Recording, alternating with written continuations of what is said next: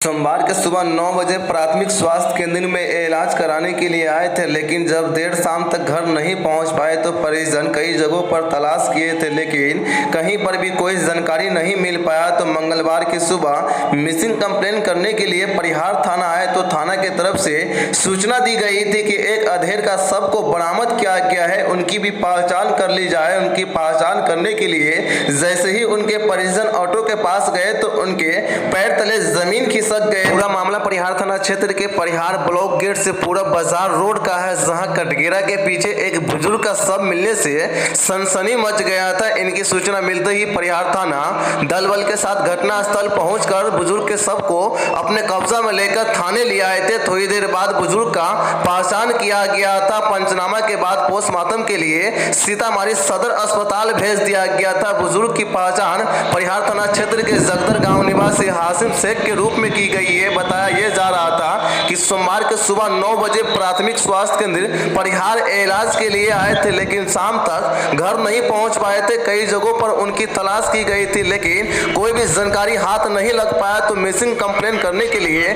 जब परिहार थाना में आए थे तो परिहार थाना की तरफ से यह सूचना दी गई थी कि एक अधेड़ का शव को बरामद किया गया है, उनकी पहचान कर ली जाए। तो उनकी पहचान की गई। इस घटने को लेकर के अब तक कोई भी अहम जानकारी नहीं मिल पाया कि हत्या करके शव को फेंक दिया गया था या मामला कुछ और है। इनको लेकर पुलिस प्रशासन जांच में जुट गए थे। उनके परिजन का कहना था कि सुई लेने के लिए प्राथमिक स्वास्थ्य केंद्र में आए थे, लेकिन मंगलवार को बाजार रोड से शव को बरामद किया गया था। इस मामले को लेकर पुलिस प्रशासन जांच में जुट गए। मोहम्मद जुल्फिकार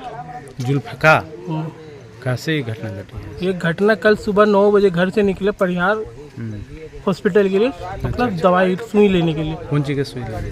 उनको कुत्ता काटे हुआ था 3 हफ्ता पहले। 2 सुई तो पहले से ले चुके हुए थे। अच्छा। तीसरा चौथा सुई था इनका लेने के लिए। अच्छा। ये सुबह 10 बजे निकले घर से। अब इनको 4-5 बजे का, तो हम लोग सोचे कि बाजार का टाइम है तो अपना लेट से आएंगे।